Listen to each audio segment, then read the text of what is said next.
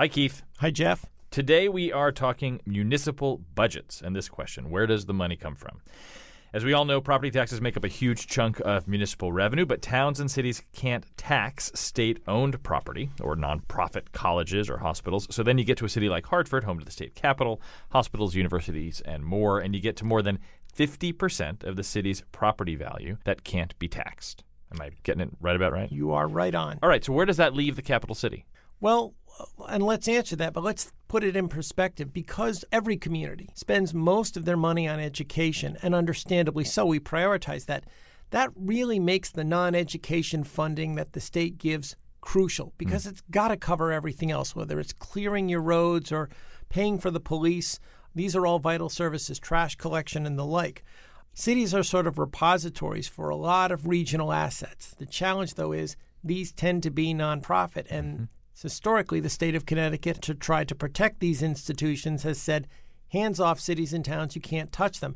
So you're much more likely in Hartford or Bridgeport or New Haven to find a hospital, to find a private college or a university. And then in Hartford, you're much more likely than in any other community in the state to find tons and tons of state office buildings. Which means there's a lot of property here, a lot of property that has a lot of value, that could, in theory, provide a lot of value to the city were it taxable, but it's not. So then it has, sorry to jump in, Jeff, it has a lot of value and it demands a lot of attention. You've got to plow the roads so state employees can get in and run government. These are things that provide a lot of benefit but need a lot of care. So historically, the state has a program called the Pilot Program. If you spell it out, it's payment in lieu of taxes. Yes. What is that?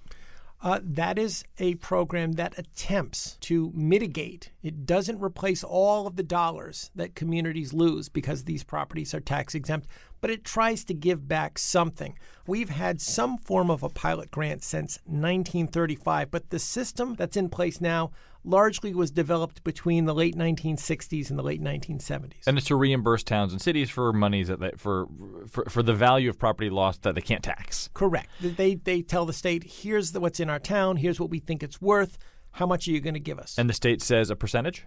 Correct. And that percentage has been tightening for a while. Are they supposed to give a fixed percentage by statute? It's almost an oxymoron for us to call it fixed percentage in statute, because all it takes to change one law is another law. So I'll just give you a couple examples. We're supposed to replace about 45% of the funds communities lose when they can't tax state property. That's what we're supposed to do. By 2010, we were passing budgets that said, let's ignore that statute for now, and instead we're only going to give you 28 cents on the dollar. And today, it's down to 14 cents on the dollar. So now we have a new governor in Ned Lamont. Does he show any signs of changing this dynamic? Right now, he's showing signs of continuing it, because on the one hand, he's saying, I'm going to prioritize municipal aid, and that sounds like change. But he also says, I don't want to tap our rainy day fund, any of our reserves. I don't want to raise taxes to cover these large pension bills, and the numbers don't add up. So something has to give. And traditionally, when you've had to choose between maintaining the pilot program and raising taxes, we've trimmed the pilot program. Keith Fanoff writes about budget issues for the Connecticut Mirror, and we're lucky to have him here for Extra Credit. Thanks, Keith. Thanks, Jeff.